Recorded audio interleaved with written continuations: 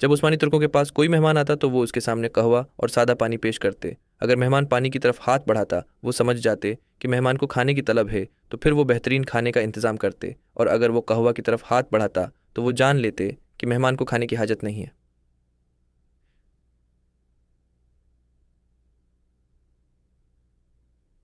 अगर किसी घर के बाहर पीले रंग के फूल रखे नजर आते तो उसका मतलब होता कि इस घर में मरीज मौजूद है, आप उस मरीज की वजह से घर के बाहर शोर शराबा ना करें और अयादत को आ सकते हैं। और अगर घर के बाहर सर्ख फूल रखते होते तो ये इशारा होता कि घर में बालग लड़की है, लिहाजा घर के आसपास बाजारी जुमले ना बोले जाएं। और अगर आप पैगामी निकाह लाना चाहते हैं तो खुश आमदीद। घर के बाहर दो किस्म के डोरबील घंटी निमा हथौड़े रखे होते, एक बड़ा एक छोटा। अगर बड़ा हथौड़ा बजाया जाता तो इशारा होता कि घर के बाहर मर्द आया है, लिहाजा घर का मर्द बाहर जाता था। और अगर छोटा हथौड़ा बजता तो मालूम होता कि बाहर खातून मौजूद है, लिहाजा उसके इस्तकबाल के लिए घर की खातून दरवाज़ा खोलती थी।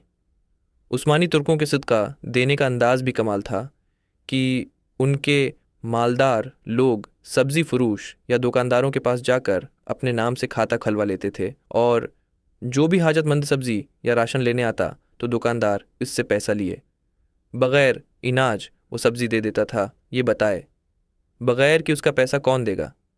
कुछ वक्त बाद वो मालदार पैसा अदा करके खाता साफ करवा देता। अगर किसी उस्मानी तुर्क की उम्र 30 साल से बढ़ जाती और उससे कोई पूछता कि आपकी उम्र क्या है, तो वो नबी पाक सली अल्लाह अलैहि वसल्लम से हया व अदब करते हुए ये ना कहता कि मेरी उम्र 30 साल से ज़्यादा हो गई है, बल्कि ये कहता बेटा हम हद से आगे बढ़ चुके हैं। कैसा अदब, कैसा इश्क था इन लोगों का, कैसी बेहतरीन आदत थी। इन लोगों की यही वजह थी कि आलम कुफ्र ने सल्तनत उस्मानिया के गद्दारों से मिलकर टुकड़े कर डाले।